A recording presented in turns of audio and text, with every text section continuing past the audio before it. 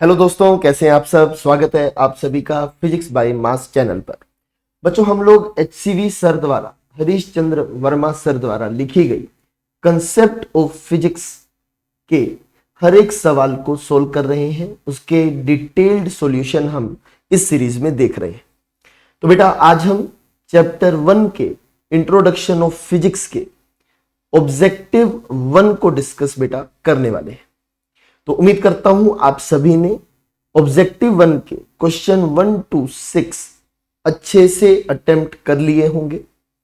अगर आप लोगों ने इन सवालों को अच्छे से अटेम्प्ट कर लिया है, आई सजेस्ट उसके बाद ही आप इन वीडियो सॉल्यूशंस को देखें। तो आइए बेटा शुरू करते हैं चर्चा ऑब्जेक्टिव 1 के सभी डिटेल्ड सॉल्यूशन की।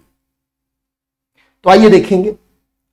ऑब्जेक्टिव 1 के सॉल्यूशंस की बात हो रही है। पहला सवाल है आपके पास, which of the following sets can not enter into list of fundamental quantities in any system of units. कि कौन सा सेट फंडामेंटल नहीं हो सकता है बेटा। इसके मैं आपको दो मेथड्स बताऊंगा। पहला मेथड कैलकुलेशन का है, मेथड ऑफ डिटर्मिनेंट कहा जाता है बेटा। क्या है ये मेथड, ध्यान से समझने की कोशिश करेंगे। बहुत यूनिक मेथड है, बहुत लोग इस मेथड के बारे में जानकारी नहीं रखते हैं। तो बेटा अच्छे से समझेंगे। फुल प्रूफ मेथड है, जब भी आपके पास सवाल आएगा तो आप इस मेथड को यूज कर सकते हैं।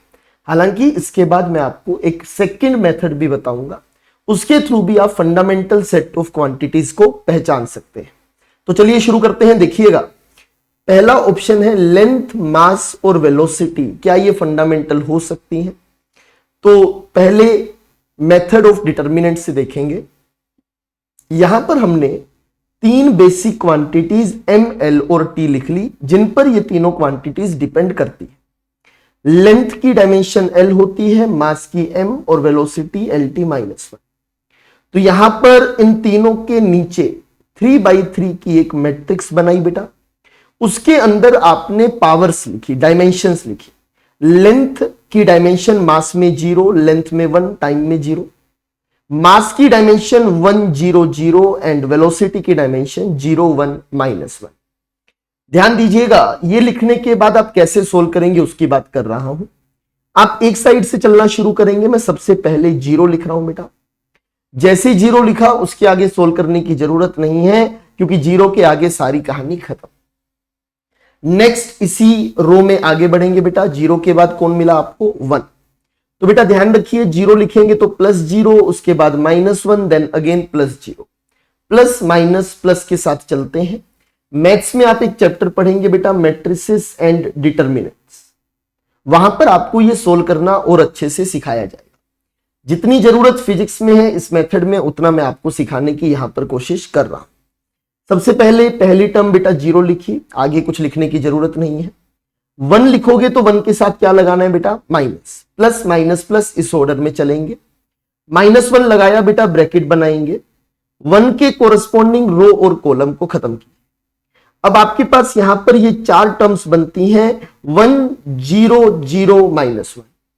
क्रॉस मल्टीप्लाई करें, 1 -1 इज -1, बीच में माइनस का साइन लगाइए। 0 × 0 0, कि जिस पॉइंट को आपने लिखा उसके कोरस्पॉन्डिंग रो एंड कॉलम खत्म। देन आपके पास 2/2 की एक मैट्रिक्स बचेगी बेटा, उसके लिए आप इस तरह से लिख लें। देन +0, 0 के आगे कुछ लिखने की जरूरत नहीं है। सोल्व किया, ये =1 आया। 1 आया बेटा, नॉट इक्वल टू 0 आया। अगर ये नॉट इक्वल टू 0 आता है, इसका मतलब फंडामेंटल सेट हो सकता है।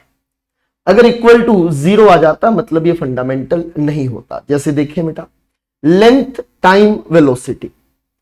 लेंथ में 0 1 0, टाइम में 0 0 1, वेलोसिटी में 0 1 -1। सोल्व करने जाएंगे, अगर एक पूरा कॉलम 0 हो गया है, सोल्व करने की जरूरत ही नहीं है, डायरेक्टली 0 आ जाएगा। अगर डिटर्मिनेंट 0 आता है तो ये फंडामेंटल नहीं हो सकता। सवाल में पूछा भी था कि कौन फंडामेंटल नहीं होगा, तो ऑप्शन बी अपने आप आपके पास करेक्ट आंसर आ जाता है। आगे देखें बेटा, नेक्स्ट फिर भी मैं आपको सिखाने के लिए बाकी ऑप्शंस भी सोल्व कर रहा हूं, ध्यान से देखिएगा। मास, टाइम, वेलोसिटी, आई सजेस्ट अगर आप ये मेथड पहली बार देख रहे हैं तो एक बार खुद से लिखकर भी सोल्व करें। mass time velocity, mass is 100, time is 001, velocity is 01 minus 1. कोई भी रो कोई भी कॉलम जीरो नहीं है तो सोल्व करना पड़ेगा. सबसे पहले 1 लिखूंगा बेटा, 1 लिखा, 1 के कोरस्पॉन्डिंग रो और कॉलम को खत्म कर दिया. ये 4 लोग बचे, क्रॉस मल्टीप्लाई, 0 माइनस 1 0, माइनस अपनी तरफ से लगाया, 1 इंटू 1 1 आ गया. आगे ये भी 0 ये भी 0, खत्म हो गया बेटा. सोल्व करने पर -1 आया, नॉट इक्वल टू 0, मतलब ये भी फंडामेंटल सेट हो सकता है. नेक्स्ट देखें, length time and mass. Length is 010, time is 001, mass is 100. ये ऑलरेडी एसआई के ही फंडामेंटल यूनिट्स हैं, तो ये तो दिख रहा है कि ये फंडामेंटल सेट हो सकता है. फिर भी आइए सोल्व करते हैं. 0 लिखने की जरूरत नहीं है, देन -1 के साथ में रो एंड कॉलम खत्म. 0 0 0 हो जाएगा, 1 1 1 आएगा, अपनी तरफ से एक माइनस का साइन लगाएंगे, प्लस यहां पर 0, तो ये खत्म हो गया बेटा. सोल्व किया, 1 आया, नॉट इक्वल टू 0, मतलब ये भी एक फंडामेंटल सेट हो सकता है. तो जब 0 नहीं आया तब फंडामेंटल सेट हो सकता है, जब 0 आ गया तब फंडामेंटल सेट नहीं होगा. I request to all of you, एक बार आप खुद से अपने आप से ये डिटर्मिनेंट सोल्व करके देखें, बहुत अच्छा लगेगा जब आप सोल्व करेंगे. आगे बढ़ते हैं बेटा, देखिएगा सेकंड मेथड बता रहा हूं. फंडामेंटल होने की डेफिनेशन क्या थी? फंडामेंटल मतलब जो इंडिपेंडेंट हो. फंडामेंटल का मतलब इंडिपेंडेंट, मतलब जो भी क्वांटिटीज फंडामेंटल होंगी वो आपस में इंडिपेंडेंट होनी चाहिए. तो लेंथ और मास का यूज करके आप वेलोसिटी का फॉर्मूला नहीं लिख सकते, मास टाइम का यूज करके वेलोसिटी का फॉर्मूला नहीं लिख सकते, लेंथ टाइम का यूज करके मास का फॉर्मूला नहीं लिख सकते, बट लेंथ और टाइम का यूज करके velocity is equal to LT - 1 लिखा जा सकता है. मतलब ये सेट फंडामेंटल नहीं हो सकता. आप डायरेक्टली फॉर्मूला बनाने से भी सोच सकते हैं, जैसा कि सॉल्यूशन में देखेंगे. For option B, velocity can be written in terms of length and time. v की डायमेंशन LT - 1 लिखी जाती है. इसका मतलब ये सेट फंडामेंटल नहीं होगा. अगर आपने वेलोसिटी को बाकी फंडामेंटल क्वांटिटी से डिराइव कर लिया तो ये फंडामेंटल कैसे हुई? इसमें तो वेलोसिटी डिराइव्ड हो गई. इसका मतलब सेकंड वाला B option is not a fundamental set. बाकी सबको आप फंडामेंटल बोल सकते हैं. So the correct answer is B. उम्मीद करता हूं अच्छे से समझ आया होगा. मैं चाहूंगा इस सवाल को एक बार आप खुद से अटेम्प्ट करें. चलिए बेटा आगे बढ़ते हैं सेकंड क्वेश्चन पर. A physical quantity is measured and the result is expressed as NU. N where U is unit used and N is the numerical value. If the result is expressed in various units, then बेटा जैसे 1 kg को हम 1000 ग्राम भी कह सकते हैं, तो numerical value into unit, numerical value into unit हमेशा बराबर रहती है. तो आप कह सकते हैं N1U1 बराबर N2U2 रहता है. For different units of a measurement N1U1 बराबर N2U2. मतलब NU का मल्टीप्लीकेशन हमेशा एक मेजरमेंट में क्या रहेगा? Constant. It means N is inversely proportional to U रहेगा. इसे आप याद रखें तो अच्छा रहेगा. आगे बढ़ूंगा बेटा क्वेश्चन नंबर 3 पर. Suppose a quantity X can be dimensionally represented in terms of MLT. That is X की डायमेंशन बेटा M to the power A, L to the power B, T to the power C. The quantity mass, अब हम mass को लिखना चाहते हैं, can always be dimensionally represent in terms of LTX, can never be represented, maybe.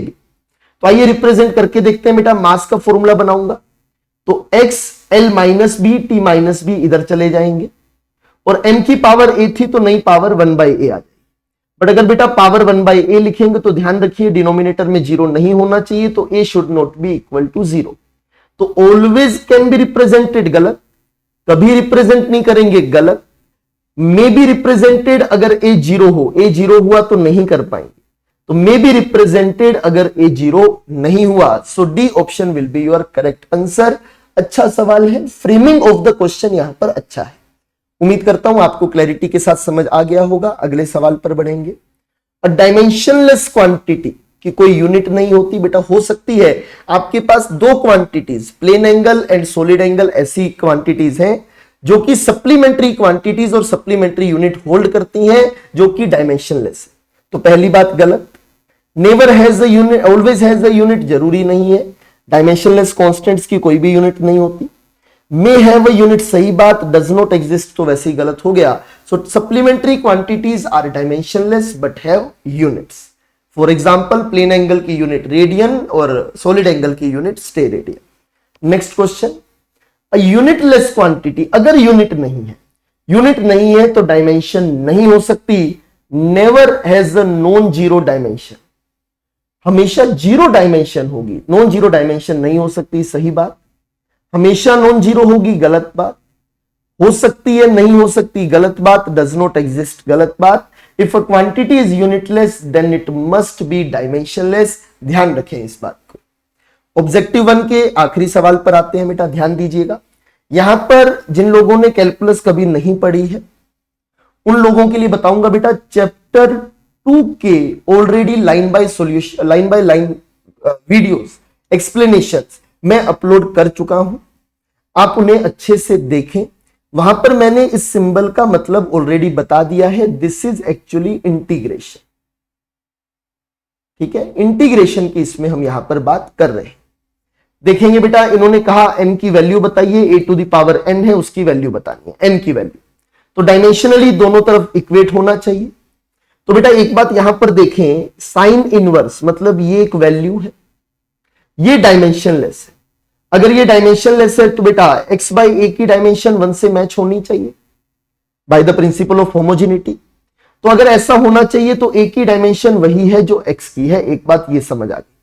ये पूरी quantity तो dimensionless है ही।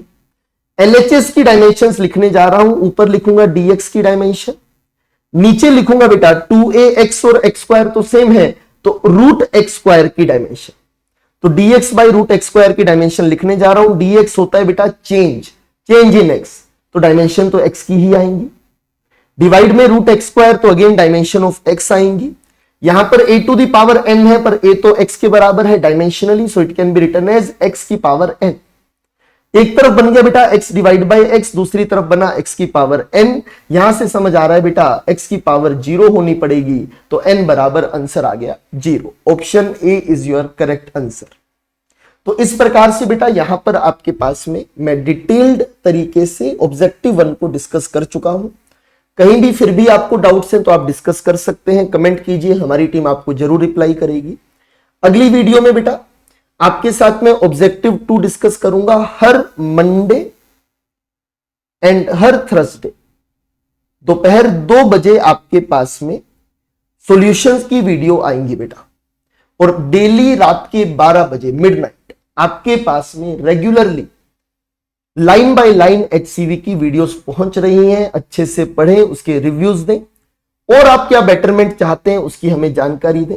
अगर पॉसिबल होगा तो मैं पूरी कोशिश करूंगा आप तक सारे कंटेंट्स पहुंचाने की। Thank you very much. मुलाकात होगी अगले सेशन में। इसी तरह पढ़ाई करते रहिए, सब कुछ अच्छे से सीखते रहें, और सबसे जरूरी बात, फिजिक्स सीखनी है तो प्रैक्टिस करते रहें। Thank you very much.